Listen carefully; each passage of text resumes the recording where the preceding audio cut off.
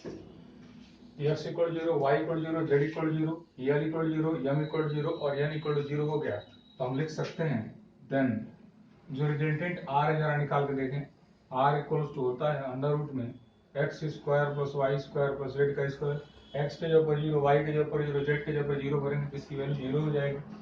और g की जो वैल्यू है वो होती है अंडर रूट में l square plus m square plus n square.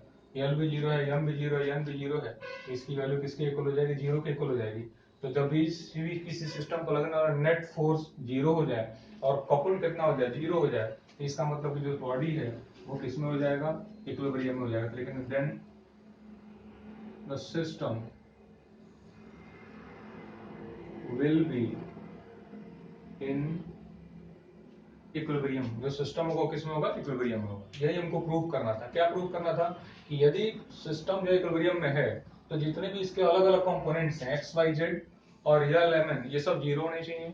और कन्वर्स में प्रूव करना था कि ये सब अलग सेपरेटली जीरो है तो सिस्टम किस में होगा? इक्विलिब्रियम होगा। तो पहले हमने माना सिस्टम इक्विलिब्रियम में है, तो सिस्टम इक्विलिब्रियम में है तो हमने क्या प्रूव करना है? कि ये रिजल्ट प्रूव करना था। दूसरे वाले में ये दिया हुआ है और प्रूव कर देना था कि सिस्टम इक्विलिब्रियम है। Necessary insufficient condition, if and only if यहाँ लिखा हुआ है। तो सिस्टम आपका इक्विलिब्रियम में है तो वेरिएंट रिजल्टेंट फोर्स आर और जी भी जीरो होगा। आर हो गया under root x square plus y square plus z square equal 0 और ये जी हो गया इक्वल टू 0। तीन क्वांटिटीज हैं, इनके स्क्वायर्स का सम 0 तभी संभव है यहाँ पर जब सब अलग अलग सेपरेटली 0 होंगे। X equal 0, y equal 0, z equal 0 और फिर आप यहाँ से l equal 0, m equal 0, n equal 0। यही प्रूव करना था कि सिस्टम इक्विलिब्रियम में है तो ये सभी 0 होंगे। उल्टा ये प्रूव करना है कि ये सब 0 हो रहे हैं तो सिस्टम किसमें होगा? इक्विलिब्रियम में। तो ये सबको हमने 0 मान लिया तो हमने रिजल्टेंट आर निकाला तो भी 0 हो गया और रिजल्टेंट जी निकाला तो भी क्या हो गया? 0। यानी इससे कंफर्म हो रहा है कि पूरा सिस्टम ही किसमें होगा? इक्विलिब्रियम होगा। यही थ्योरम हमको क्या करना था? प्रूव करना था।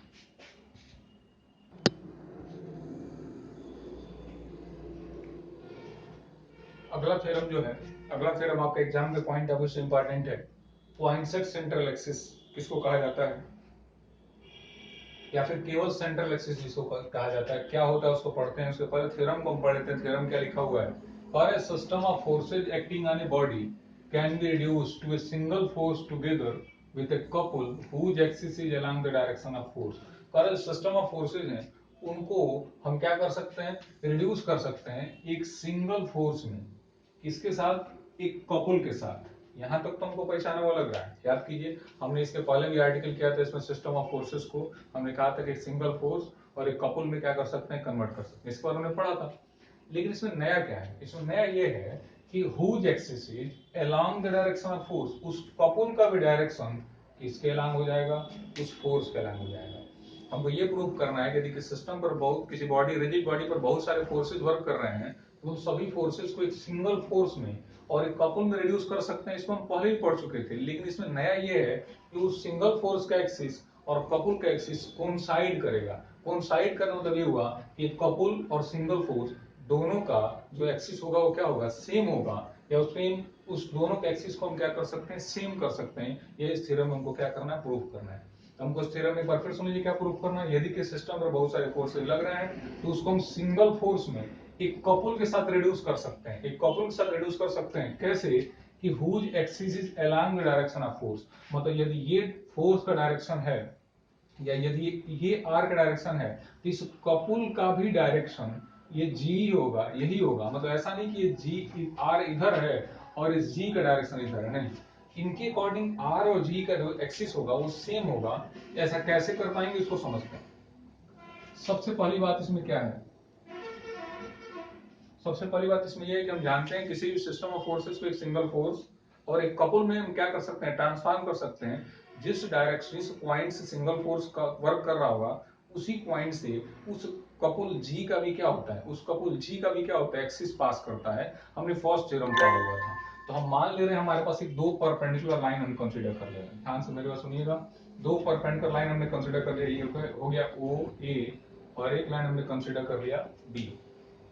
एक चीज हम एक बार फिर से आपको बता दें, हम पढ़ चुके हैं कि किसी भी बॉडी पर, रिजिड बॉडी पर सिस्टम ऑफ फोर्सेस वर्क कर रहे हो तो हम क्या कर सकते हैं? उन सभी फोर्सेस को एक सिंगल फोर्स किसी particular point arbitrary chosen point पर सिंगल फोर्स और एक कपुल के फॉर्म में ट्रांसफॉर्म कर सकते हैं, जहां पर जो कपुल का एक्सिस होगा, वो कपुल का एक्सिस भी उस पॉइंट से, उस फिक्स पॉइंट से होकर जा रहा होगा।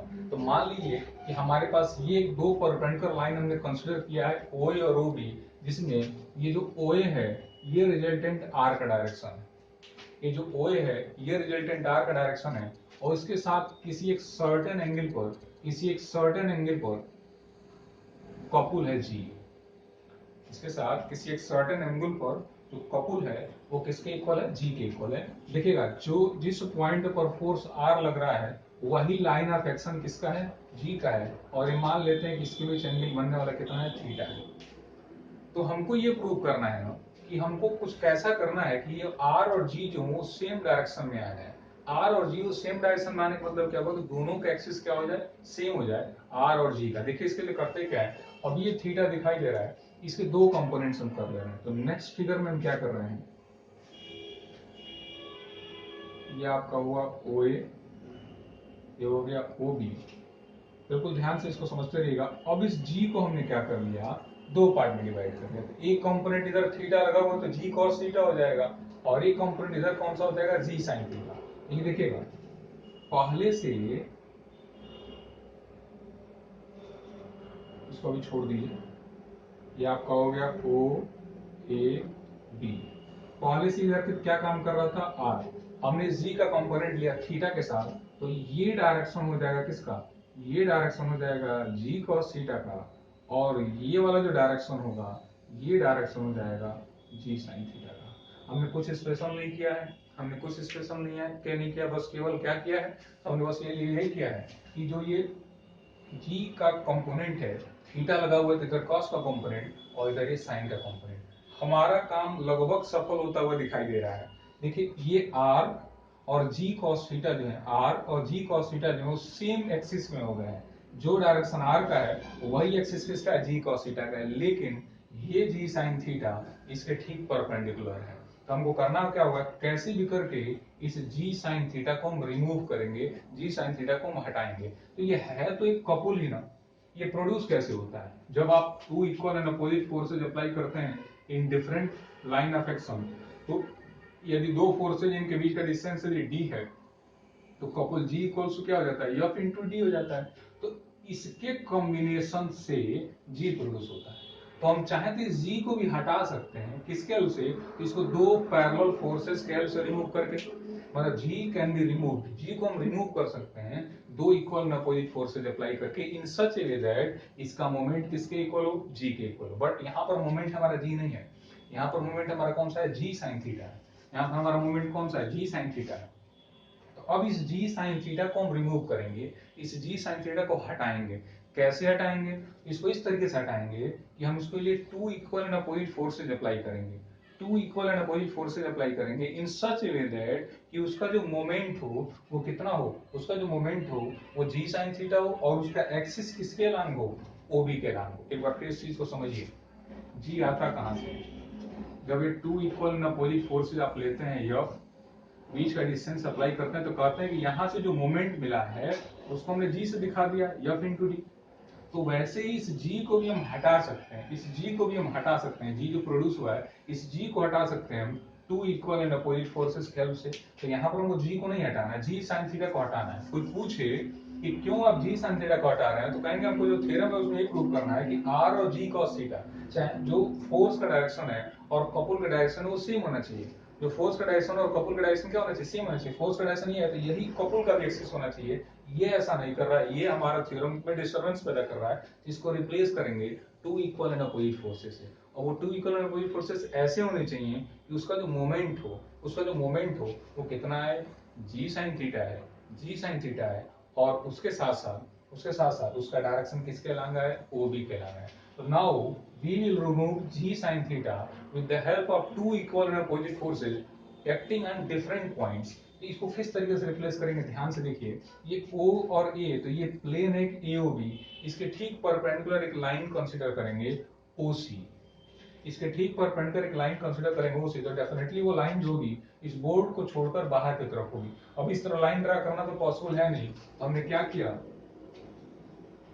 हमने क्या किया कि ये हो गया आपका O, ये हो गया A, यहाँ हो गया B, इधर आपका काम कर रहा था R, इधर इसका एक कंपोनेंट काम कर रहा था R cos थीटा। हमने एक लाइन ड्रा कर लिया OC, और OC कैसा है तो वो इस प्लेन AOB के कैसा है, परपेंडिकुलर है। और हमने जो दो फोर्सेज इस G sin थीटा को रिप्लेस किया है, उसको दो फोर्सेज दो R से रिप्लेस करेंगे। कैसे रिप्लेस करेंगे, तो एक R जो होगा इसके ठीक अपोजिट डाउनवर्ड होगा नीचे की तरफ along OD, और एक R जो होगा इस एक्सिस OC पर बिल्कुल किसके पैरेलल होगा, इस OA के पैरेलल होगा। और इस R पर मान लीजिए हमने जो पॉइंट चूज किया वो कौन सा पॉइंट चूज किया है, O डैश। हमने पॉइंट चूज किया है, कौन सा पॉइंट चूज किया है, O डैश। ध्यान से सुनिएगा, हमने इस G sin थीटा को रिप्लेस कर रखा है टू कंपोनेंट्स या two forces equal and opposite forces R से, one acting along OD in opposite direction of OA and another is acting at point O dash on line OC which is perpendicular to the plane AOB, and as well as this force R will be parallel to A। ये force R होगा इस OA के parallel होगा। तो जरा इन दोनों का moment निकालिए, तो इन दोनों का मोमेंट निकालेंगे तो R इनके बीच का फोर्स और इनके बीच का distance O into O dash हो जाएगा, और ये मोमेंट किसके इक्वल होना चाहिए, G sin थीटा के इक्वल होना चाहिए। तभी हम कहेंगे कि हमने G sin थीटा को two equal and opposite forces से क्या कर दिया, रिमूव कर दिया। तो we choose O dash in such a way that R into O dash will becomes G sin theta. This means that O into O dash must be equal to G sin theta upon R. O into O dash must be equal to G sin theta upon R. अब ध्यान से देखिए हुआ क्या, अब इतना कुछ करने के बाद G sin थीटा गायब हो गया, और जब G sin थीटा गायब हो गया तो उसके लिए तो दो R आए। अब बिल्कुल ध्यान से देखिए, एक R काम कर रहा है किसके लंग, OA के लंग, और एक R काम कर रहा है OD के लंग। दोनों के लाइन ऑफ एक्शन सेम है, डायरेक्शन अपोजिट है, तो दोनों एक दूसरे को कैंसिल कर देंगे। जब इन दोनों एक दूसरे को कैंसिल करेंगे, R नहीं G, दोनों एक दूसरे को कैंसिल कर देंगे, तो हमारे पास क्या बचेगा, इमेजिन कीजिए, एक G cos थीटा बचेगा और एक बचेगा R। इस एक्सिस को हम पैरेलली शिफ्ट कर सकते हैं, किसके लिए, R को नहीं, G cos थीटा को किस एक्सिस के नाम, इसको आप कुछ नाम दे लीजिए, OE के नाम। तो नेक्स्ट फिगर में जो आप इसको रिप्लेस कर देंगे तो फिगर आपको कुछ ऐसा दिखाई देगा। यहाँ पर B लिख लिया हमने, ये फिगर आपको जो है कुछ ऐसा दिखाई देगा। ये आपका था O, ये A, ये था B, और ये OC जो था इस AOB के परपेंडिकुलर था। तो पहले से इस पर क्या एक रिप्लेस था R, और यहाँ पर जो G cos थीटा को उसको पैरेलली शिफ्ट कर सकते हैं और इस पर लेके आ सकते हैं और लिख सकते हैं क्या, G cos थीटा। बिल्कुल आराम से समझते हैं। एक बार फिर हमने जो पढ़ा आपको एक बार और हम रिवाइज कर दे रहे हैं। हमने क्या बताया है, हमने ये कहा कि किसी बॉडी पर जो सिस्टम ऑफ फोर्सेज वर्क करते हैं, किसी बॉडी को जो सिस्टम ऑफ फोर्सेज वर्क करते हैं उसको एक सिंगल फोर्स और उसके साथ साथ एक कपल में कन्वर्ट कर सकते हैं। इतना लाइन हम पहले भी पढ़ चुके हैं, लेकिन वहां पर कोई बाउंडेशन नहीं था। वो बस ये था कि इस पॉइंट पर जिस पॉइंट पर फोर्स लग रहा होगा वही एक्सिस आपका जी का भी हो सकता है, मतलब उसी से होकर जी का भी एक्सिस रहेगा, बस। लेकिन ये करा नहीं, इसमें ये कह रहा है कि हम इसको सिंगल फोर्स और कपल में कन्वर्ट कर सकते हैं whose axis is along the direction of force, मतलब जो कपल का डायरेक्शन भी होगा वो फोर्स का डायरेक्शन होगा। मतलब क्या हुआ कि हमको यदि आपका डायरेक्शन किसका है, यदि आपका डायरेक्शन किसका है, R का है, और यदि आपका डायरेक्शन G का है, तो हम कैसे भी करके इस R और G को अलाइन कर सकते हैं। अलाइन कर सकते हैं मतलब कि क्या हुआ, इसको एक लाइन में ला सकते हैं। तो हमने कहा कि इतना तो हम पढ़ चुके हैं, जो हमको दिख रहा है कि किसी भी सिस्टम ऑफ फोर्सेस को हम क्या कर सकते हैं, तो R में और G में कन्वर्ट कर सकते हैं, और जिस पॉइंट पर R काम कर रहा होगा वही G का एक्सिस हो जाएगा। यहां तक हम पढ़ चुके हैं। हमने क्या करा, इस G का मान लिया इसके साथ बनने वाला एंगल थीटा है, तो जो ही G इसके साथ बनाएगा एंगल थीटा, तो इसका एक कंपोनेंट G cos थीटा, इधर कंपोनेंट हो जाएगा G sin थीटा। तो ये कंपोनेंट हो गया आपका G cos थीटा और ये कंपोनेंट आपका हो गया G sin थीटा। अब हमारा काम कुछ सक्सेसफुल होता दिखाई दे रहा है। R और G cos थीटा, जो डायरेक्शन R का है वही एक्सिस G cos थीटा का है, पूरा होता दिखाई दे रहा है। लेकिन अभी भी ये हमारे लिए प्रॉब्लम क्रिएट कर रहा है G sin थीटा, क्योंकि इसका डायरेक्शन इस R के अलग नहीं है। तो इस कपल को हम रिप्लेस कर सकते हैं, इस कपल को रिप्लेस कर सकते हैं with the help of two equal and opposite forces R one acting at O opposite to O, एक ओ पर एक्ट कर रहा है जो ओ के अपोजिट है नीचे की तरफ, और एक वर्क कर रहा है ओ डैश सी के नाम, जो ओ डैश सी किस पर लाई कर रहा है, ओसी पर। ओसी क्या है, ओसी प्लेन ए ओ बी के परपेंडिकुलर है, तो ये ओई जो है वो ओई के कैसा होगा, पैरेलल होगा। इन दोनों का जब आप रिजल्टेंट कह रहे हैं, कपुल निकालेंगे, तो एक कोई फोर्स ले लिया जाता है और उसके बीच के डिस्टेंस से मल्टीप्लाई कर देते हैं, तो आर और उसके बीच का डिस्टेंस ओ इंटू रेडियस, ये कपुल होगा। इस कपुल को हम किसके हेल्प से, किसके जगह पर रखें, इस जी साइन थीटा पर। तो बहुत जरूरी है इस कपुल का जो मोमेंट होना चाहिए उसी साइन थीटा की इक्वल होना चाहिए। जी साइन थीटा जब लिखा जा रहा है, मान लो 10 है, 10 को 2 भाग में डिवाइड कर दो, तो 2 भाग में चाहे कैसे भी डिवाइड करोगे, तो ये बात तो कंफर्म है कि इन दोनों का सम 10 आना चाहिए। चाहे आप इसको 3 दे दो, इसको 7 दे दो, इसको मान लो 4 दे दिए, इसको 6 दे दिए, तो कैसे भी करके इसका सम कितना आना चाहिए, 10 आना चाहिए। वैसे हम जी साइन थीटा को जब दो फोर्सेज में रिप्लेस कर रहे हैं, तो उनका मोमेंट किसके इक्वल होना चाहिए, जी साइन थीटा के इक्वल होना चाहिए। That is we choose O dash in such a way that इसका जो मोमेंट हो, माना आर इंटू ओ डैश, वो किसके इक्वल हो जाए, जी साइन थीटा के इक्वल हो जाए, जी साइन थीटा के इक्वल हो जाए। ओ इंटू ओ डैश की वैल्यू जी साइन थीटा क्या हो गई, आर हो गई। अब ये फोर्स आर जो ओ का नाम काम कर रहा है, और ये फोर्स आर जो ओडी का नाम काम कर रहा है, एक दूसरे को कैंसिल कर देगा, जी कॉस थीटा बचेगा। जी cos थीटा को हम पैरेलली शिफ्ट कर सकते हैं इस r पर, तो आखिरकार कुल मिला के हमारे पास एक लाइन मिला OE, और एक ऐसी लाइन है जो इस AOB के प्लेन के परपेंडिकुलर है, प्लेन के पैरेलल, इस पर प्लेन के परपेंडिकुलर है, मतलब इस परपेंडिकुलर जो लाइन है उस पर लाई कर रहा है, और ये जो एक्सिस है इस एक्सिस के नाम R भी है और जी cos थीटा भी। यानी क्या किया हमने, पूरे सिस्टम ऑफ फोर्सेस को जो अलग अलग थे उसको एक सिंगल डायरेक्शन में क्या कर दिया, रिप्लेस कर दिया। थोड़ा सा अंतर बस यही हुआ है कि वो पॉइंट जो है, अब वो O नहीं रहा, वो पॉइंट कौन सा हो गया, O डैश हो गया। वो पॉइंट कौन सा हो गया, O डैश। तो O डैश ई एक ऐसा एक्सिस है जिस एक्सिस के नाम R और कपुल दोनों का एक्सिस कोइंसाइड कर रहा है, और ऐसे एक्सिस को ही हम सेंट्रल एक्सिस या पॉइंट सेट सेंट्रल एक्सिस कहते हैं। बहुत बार एग्जाम में पूछा जाता है कि 2 नंबर में भी कि बताइए पॉइंट सेट सेंट्रल एक्सिस क्या है, तो आप उसको ये समझाएंगे कि पॉइंट आपका जो है पॉइंट सेट सेंट्रल एक्सिस वो एक्सिस है जिस एक्सिस के नाम R और जी cos थीटा दोनों का एक्सिस कोइंसाइड कर जाता है, उस एक्सिस को हम क्या कहते हैं, उस एक्सिस को हम पॉइंट सेट सेंट्रल एक्सिस या केवल कौन सा एक्सिस कहते हैं, सेंट्रल एक्सिस कहते हैं। बात समझ में आ रही है। उसको केवल आप इस तरीके का पॉइंट सेट सेंट्रल एक्सिस भी कह सकते हैं, और चाहे केवल आप क्या कह सकते हैं, सेंट्रल एक्सिस कह सकते हैं। तो हमने जिसको भी बताया इसको 2-3 बार आप लोग और देख लेंगे। इसका लैंग्वेज आप बुक से खुद लिख लीजिएगा, बुक में बहुत इजी लैंग्वेज दिया हुआ है, समझना आपके लिए जरूरी है। एक बार फिर समराइज कर दे रहे हैं। OA is the direction of resultant R, and this is the direction of couple G, which makes an angle theta with R. Now resolving this G into two parts, one G cos theta along R and G sin theta perpendicular to R. Now we replace G sin theta with the help of two equal and opposite forces acting at different point in such a way that one force capital R is along OD and other force capital R is along OC. Other force capital R is along OC, where OC is a line which is perpendicular to the plane AOB. Now, now we choose O dash point on this line OC in such a way that the moment of these forces, that is R into O into O dash, will becomes equals to G sin theta.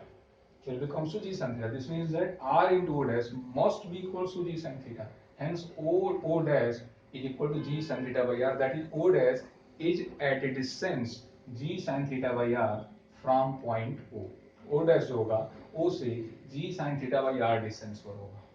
Now one force R acting along OA and other force R acting along OD are equal in magnitude, opposite in direction and in same line of action. Therefore, these two forces cancel each other and G cos theta can be shifted as along the parallelly shifted edge along the axis OE. In this case, we will get this new fresh figure, and this figure represents that the direction of R and G cos and the axis of G cos theta lie or coincide in the same direction. This means that the whole system of equation, the whole system of forces can reduce to a single force and a couple who is at same line of action, or the axis of couple is in the direction of resultant force R, and the axis in which R and G cos theta or R and G cos theta or resultant force and couple are in the same direction, that axis is known as central axis और point से central axis. इसके language को आप book में लिख लीजिएगा, आसान है, समझ लेंगे आप लोग। लैंग्वेज समझना जरूरी, ये समझना जरूरी था,